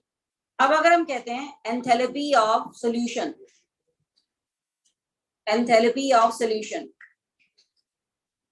तो इस टर्म का मतलब क्या है कि हमने 1 मोल कंपाउंड को कंप्लीटली डिसॉल्व किया एक्सेस ऑफ वाटर में, तो जितनी हीट रिलीज हुई या अब्सॉर्ब हुई, एक मिनट लिखना बंद करो, लिखना बंद करो, सुनो ध्यान। जब भी हम किसी सॉलिड को डिसॉल्व करते हैं तो क्या होता है, वो सॉलिड वाटर में जाता है, वाटर से इंटरेक्ट करता है, हीट निकलती है, जो हीट निकलती है वो सॉलिड को ब्रेक कर देती है छोटे छोटे पीसेस में, और वो पूरा मॉलिक्यूल डिसॉल्व हो जाता है। अगर मान लो सॉलिड को ब्रेक करना के लिए जो एनर्जी है उसको हम लैटिस एनर्जी कहते हैं, और हाइड्रेशन से जो एनर्जी निकली, अगर वो एनर्जी सफिशिएंट थी लैटिस को ब्रेक करने के लिए, तो वो कंपाउंड पूरा डिसॉल्व हो जाएगा। अगर मान लो हाइड्रेशन एनर्जी ज्यादा है, लैटिस एनर्जी कम, याद है ये टर्म की थी हमने, अगर हाइड्रेशन एनर्जी ज्यादा है, लैटिस एनर्जी कम है, तो मॉलिक्यूल डिसॉल्व हो जाएगा, रादर हीट रिलीज होगी जब वो कंपाउंड डिसॉल्व होगा। लेकिन इसके ऑपोजिट, अगर हाइड्रेशन एनर्जी कम थी और लैटिस एनर्जी ज्यादा थी, तो कंपाउंड डिसॉल्व नहीं होगा, फिर बाहर से क्या लेगा, वो हीट लेगा, तब जाके डिसॉल्व होगा, तब उसका डिसोल्यूशन क्या बन गया, एंडोथर्मिक। तो डिसोल्यूशन होना एक्सोथर्मिक भी हो सकता है, एंडोथर्मिक भी हो सकता है, it depend on comparative amount of lattice energy and hydration energy. तो इसीलिए एंथैल्पी ऑफ सॉल्यूशन में हम क्या लिखेंगे, heat required or heat released when 1 mole of compound is completely dissolved in excess of solvent। और सॉल्वेंट डालने से ना तो हाइड्रेशन हो रहा है ना लैटिस अब टूट रहा है, वो स्टेज आनी चाहिए। मान लो हमने थोड़ा सा वाटर डाला, पूरा हाइड्रेशन ही नहीं हुआ, कुछ थोड़ी बहुत हीट जो है वो रिलीज होगी, अब और वाटर डालेंगे और हाइड्रेशन होगा, हो सकता है और ज्यादा हीट रिलीज हो। तो हम अभी सॉल्यूशन में हम क्या टर्म लेते हैं, जब एक्सेस ऑफ वाटर डाल चुके, अब इसके बाद और कोई चेंज नहीं होने वाला, तब नेट हीट 1 मोल के डिसोल्यूशन से जो रिलीज या एब्जॉर्ब हुई, उसी को कहते हैं एंथैल्पी ऑफ सॉल्यूशन। तो जरा इसकी डेफिनेशन लिखिए, the amount of heat absorbed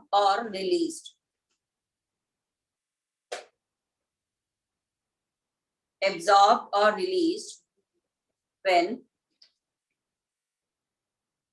1 mole solute is dissolved in excess of solvent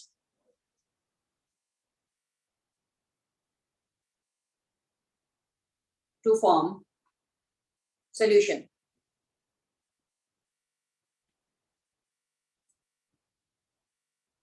is enthalpy of solution।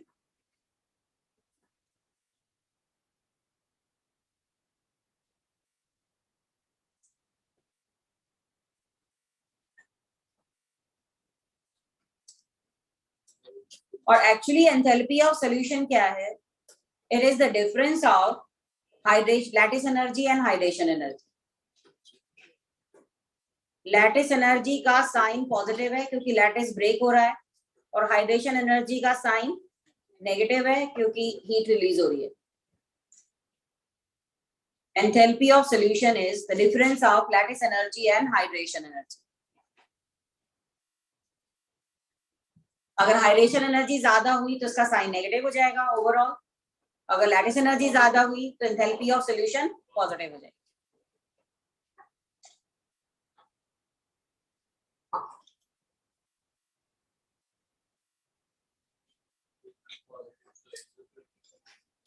Positive endothermic, negative exothermic, ठीक है। डेल्टा एच सॉल्यूशन अगर नेगेटिव है तो डिसोल्यूशन इज एक्सोथर्मिक, और डेल्टा एच सॉल्यूशन अगर positive है तो ये एंडोथर्मिक। और यहां से देख के पता चल गया होगा कि एंडोथर्मिक कब होगा और एक्सोथर्मिक कब होगा।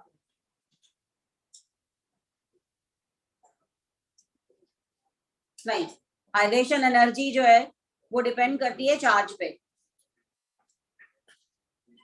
Hydration is directly proportional to Q और इनवर्सली प्रोपोर्शनल टू साइज। याद है ना, छोटे साइज वालों का हाइड्रेशन ज्यादा होता है। एक मिनट, ये डेफिनेशन लिख ली सबने? अब मैं इक्वेशन लिखवा रही हूँ, ध्यान से सुनना इसको। ये स्लाइड होगी सबकी?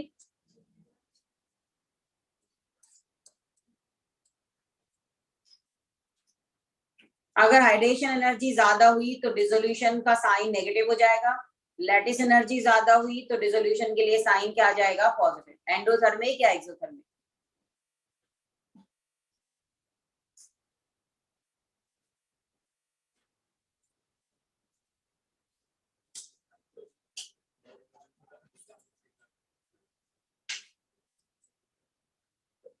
मोबाइल बंद करो। हाँ हाँ, इसको रखो अंदर। क्या देखना है? बंद करो इसको, अभी क्लास चल रही है तुम्हारी। रखो उसको साइड में।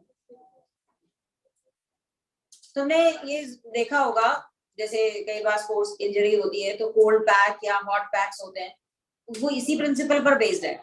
सुनना ध्यान से, उसमें क्या होता है, दो पाउच होते हैं, एक तरफ जो होता है वो कलर्ड वाटर होता है और दूसरी तरफ वो सॉल्ट होता है। तो जैसे ही उसको कोल्ड या हॉट पैक बनाना हो तो बीच में नॉब होती है, नॉब को जैसे ही ओपन करते हैं तो जो वाटर है वो सॉल्ट के साथ कंबाइन होता है। अब मान लो उस सॉल्ट का डिसोल्यूशन एंडोथर्मिक है, तो जैसे ही वाटर उसके सॉल्ट के कांटेक्ट में आएगा वो सराउंडिंग से हीट लेगा, क्योंकि उसका डिसोल्यूशन क्या है? एंडोथर्मिक। समझ में आ रहा है? जैसे ही वो मिक्स हुए दोनों, उन्होंने उनकी डिसोल्यूशन एंडोथर्मिक थी तो बाहर से वो हीट लेगा, तो इससे क्या होगा? पैक की जो सरफेस है उसकी कूलिंग हो जाएगी। इसी तरह से अगर मान लो सॉल्ट और वाटर को कंबाइन करते ही वो प्रोसेस एक्सोथर्मिक हुई तो हीट सारी बाहर आ जाएगी और जो सरफेस है वो हीट अप हो जाएगी। तो हॉट एंड कोल्ड पैक का प्रिंसिपल इसी पर बेस्ड है। कोल्ड पैक में क्या लेते हैं? Ammonium nitrate.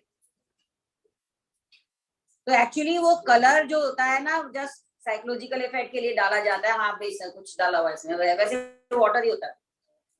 सिंपल वाटर और सॉल्ट को मिक्स करके कोल्ड पैक और हॉट पैक बनाए जाते हैं।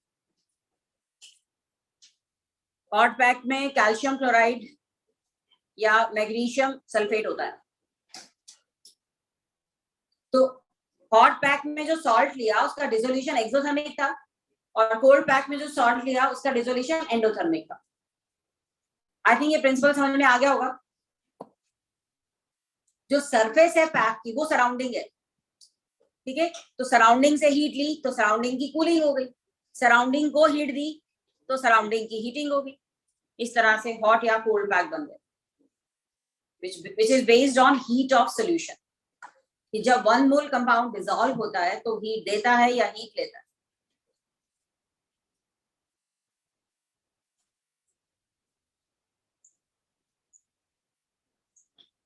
अब जरा इक्वेशन बताती हूँ तुम्हें कैसे लिखते हैं और मुझे बताना इसको देखिए कि क्या कहेंगे इस स्टेटमेंट को।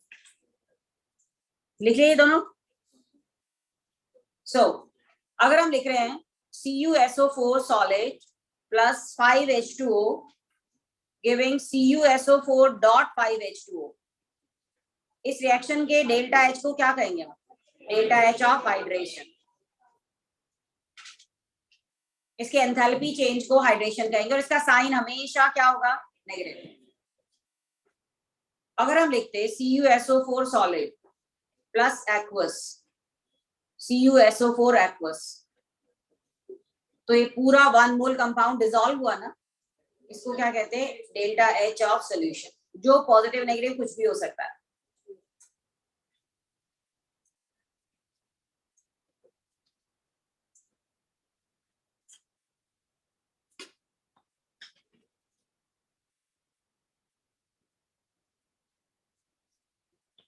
CuSO4 copper sulphate. इस लास्ट स्टेप को क्या कहेंगे? ये भी डेल्टा H सॉल्यूशन ही है ना, पर किसका है? Hydrated copper sulphate. इसको ब्लू विट्रियोल कहते हैं ना, हाइड्रेटेड कॉपर सल्फेट। और ये डेल्टा H सॉल्यूशन किसका है? कॉपर सल्फेट का। अगर तुम्हें इन दोनों इक्वेशन से पहली इक्वेशन बनानी होती तो क्या करते?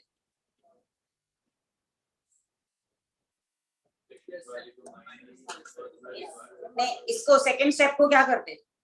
प्लस, और इसको क्या करते? सबट्रैक्ट, क्योंकि ये हमें इधर चाहिए। तो पहली इक्वेशन के लिए हमें दो इक्वेशंस दी हुई थी, तो कर सकते थे ना, किसी भी एक को निकाल सकते थे।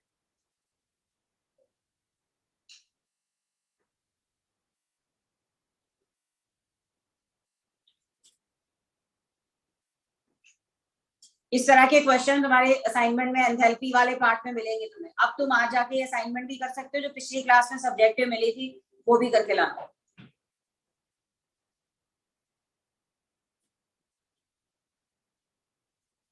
क्या तक समझ में आया?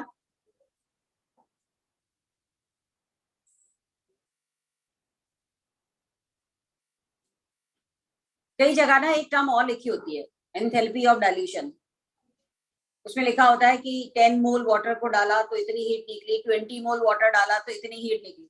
तो 10 और 20 के बीच का जो डिफरेंस है उसको हम क्या कह देंगे?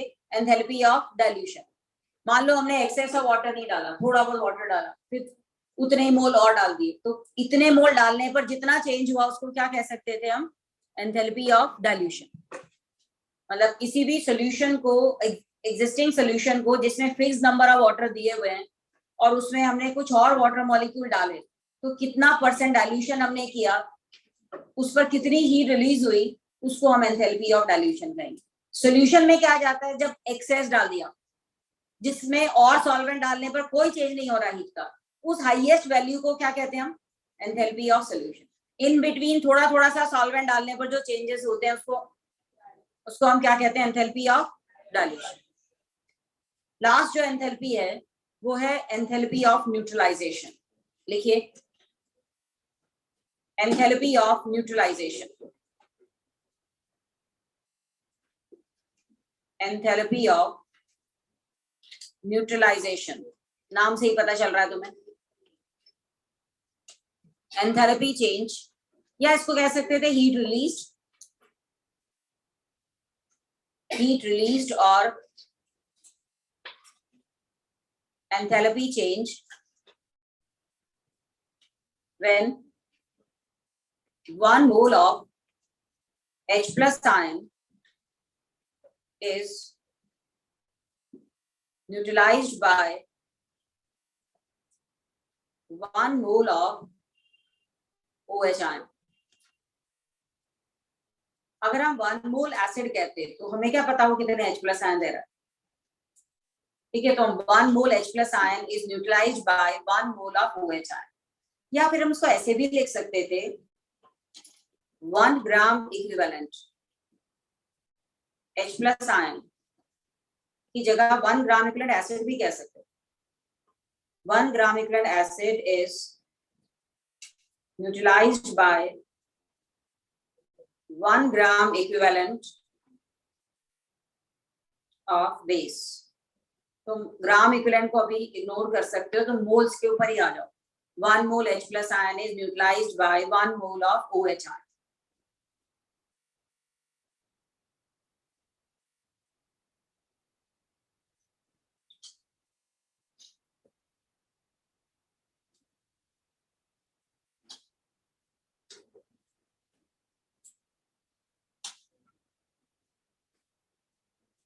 अब जरा एक चीज ध्यान से सुनना,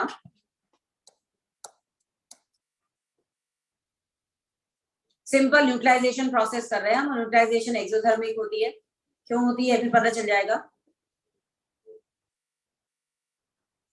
सुनिए ध्यान से, हमने 1 मोल NaOH लिया एक्वस, और उसमें 1 मोल HCl एक्वस डाला।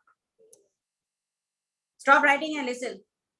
1 मोल NaOH एक्वस, इसमें सोडियम आयन, तुम्हें पता है NaOH स्ट्रॉन्ग इलेक्ट्रोलाइट है, पूरा ही डिसोसिएट हो जाता है।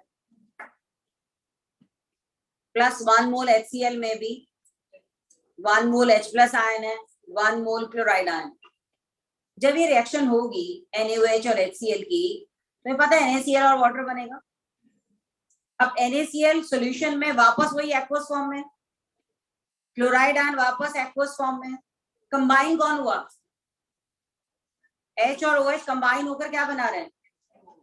तो एक्चुअल प्रोसेस जो हीट रिलीज होने का रीजन है वो क्या रीजन है, that OH ion and H plus ion combines to give water. This is responsible for heat release.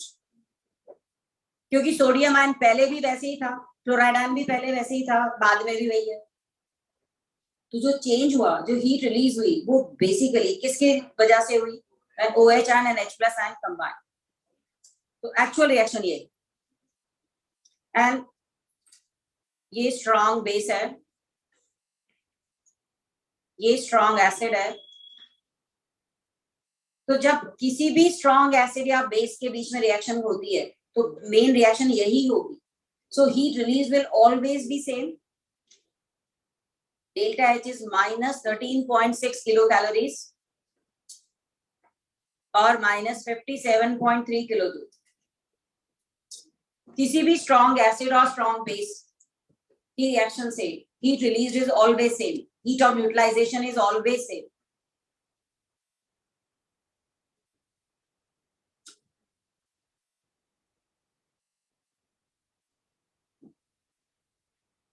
क्योंकि actual reaction H plus ion और OH आयन के बीच हुई, ये है वैल्यू माइनस 13.6 किलो कैलोरीज और माइनस 57.3 किलो जूल।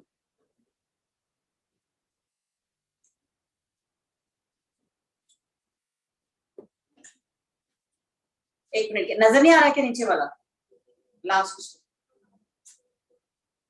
दोबारा लिखूं तो पता चलेगा। अब तुम सोचो, तुम NaOH की जगह KOH भी ले रहे होते तो कोई चेंज आता क्या। मान लो NaOH की जगह KOH भी होता या सीजियम हाइड्रोक्साइड होता, कोई फर्क नहीं पड़ता। HCl की जगह HBr भी होता तो भी कोई फर्क नहीं पड़ता, क्योंकि मेन रिएक्शन तो अभी भी किसके बीच हो रही है, OH और H के बीच। So that is why heat of neutralization of strong acid and strong base is always same, and it is minus 13.6 kilocalories or 57.3 kilojoule, क्योंकि मेन रिएक्शन OH और H के बीच में ही हो रही है। और स्ट्रॉन्ग एसिड स्ट्रॉन्ग बेस तो अपने आप ही वाटर में डालते पूरे डिसोसिएट हो जाते हैं, उनको डिसोसिएट कराने के लिए कुछ नहीं करना पड़ता, ये फिक्स्ड है क्योंकि ये रिएक्शन फिक्स्ड है ना। OH और H प्लस आयन कंबाइन होकर वाटर बना रहे हैं और ये रिएक्शन हर स्ट्रॉन्ग एसिड स्ट्रॉन्ग बेस के बीच में होने वाली है। लेकिन अगर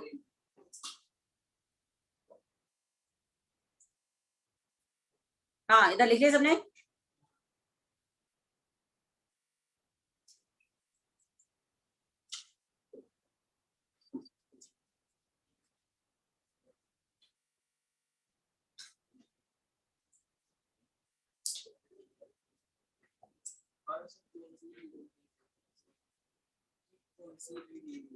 OH और H के बीच में बॉन्ड बना और वाटर बना।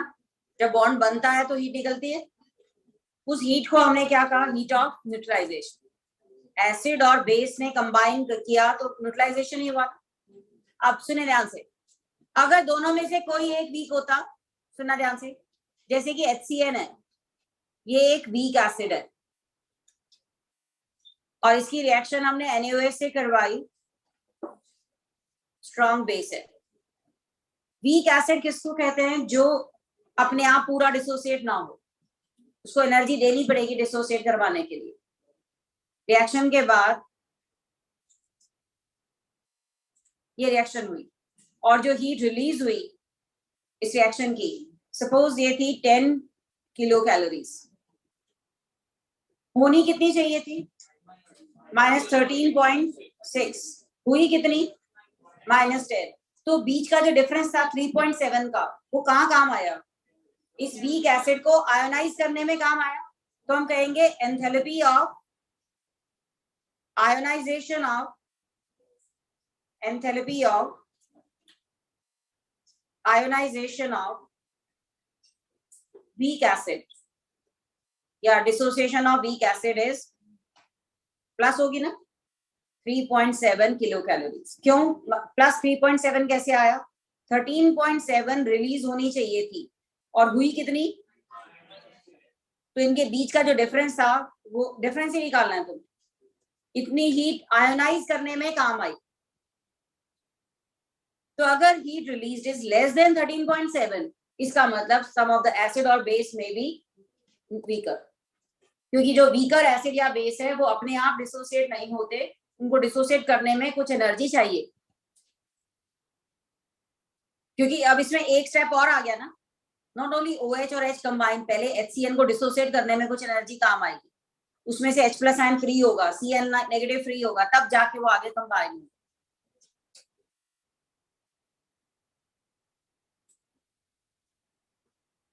अगर दोनों ही वीक होते तो और भी कम होती, क्योंकि दोनों के अंदर ही हीट काम आती।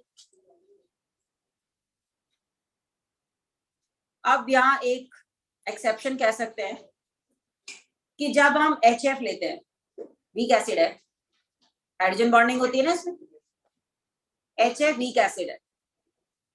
लिथियम हाइड्रोक्साइड ये भी वीक बेस है। याद करो हमने कहा था बेसिक स्ट्रेंथ नीचे जाने पर इंक्रीज होती है, तो लिथियम तो सबसे ऊपर है, दोनों ही वीक बेस हैं। बट इसमें जो हीट रिलीज्ड है that is more than 57.3 kilojoule. Heat released is more, दोनों वीक है फिर भी ज्यादा है।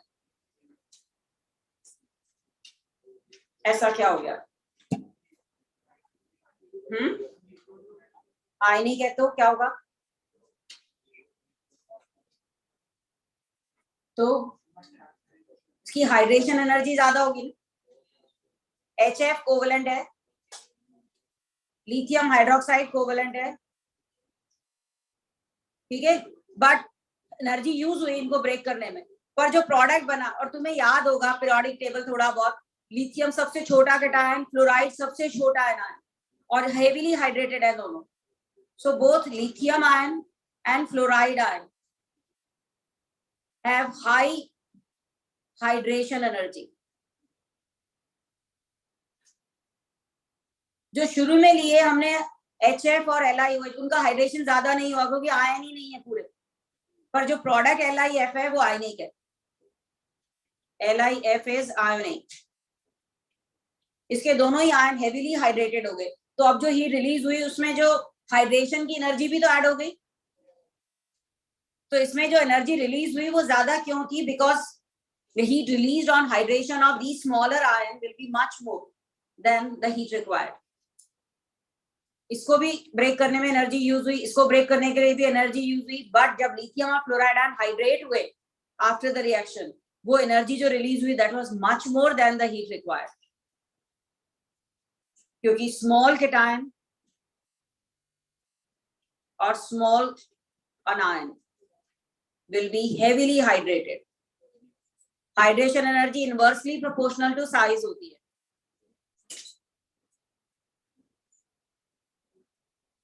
हाँ जी, ये पता चला क्या तक कि नहीं? तो अगर हमें, हाँ लिखिए सबने, अगर हमें कोई अमाउंट दिया होता, जैसे कि हमें दिया होता NaOH 100 मिलीलीटर 1 मोलर और HCl 200 millilitre 1 molar, find heat released, find heat released, तो हमें ये निकालना पड़ता ना कितने H प्लस आयन या OH आयन एक्चुअली रिएक्शन में पार्टिसिपेट किए। मुझे बताओ यहाँ कितने मोल्स हैं OH ion, moles of OH ion, mv/1000, यही होता है 100 into 1/1000, 0.1 मोल है। HCl H प्लस आयन कितने हैं? 0.2 मोल, बट क्या रिएक्शन में 0.2 मोल पार्टिसिपेट करेंगे? 0.1 करेंगे ना। सो हमें पता है heat released for 1 mole neutralisation,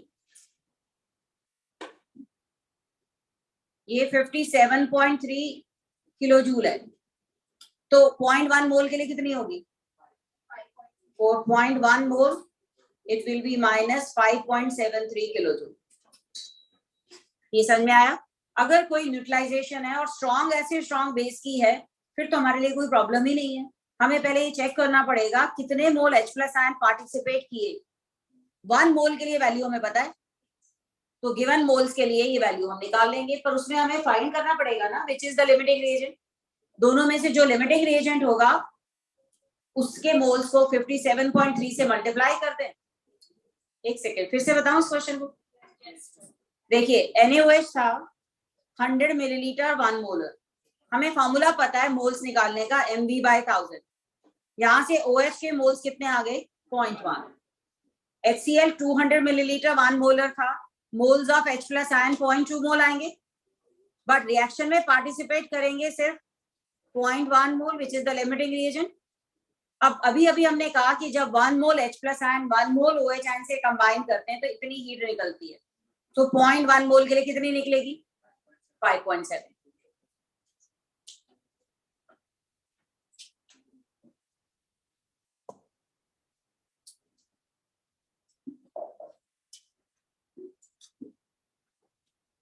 और कैलोरीमेट्री से ही ये सारी हीट रिलीज एक्सपेरिमेंटली निकाली जाती है कि बॉम्ब कैलोरीमीटर में इस बार हम एसिड और बेस डाल देंगे, ठीक है, और बाहर जो वाटर है उसका टेम्परेचर नोट कर लेंगे, हमें पता चल जाएगा कितनी हीट रिलीज हुई।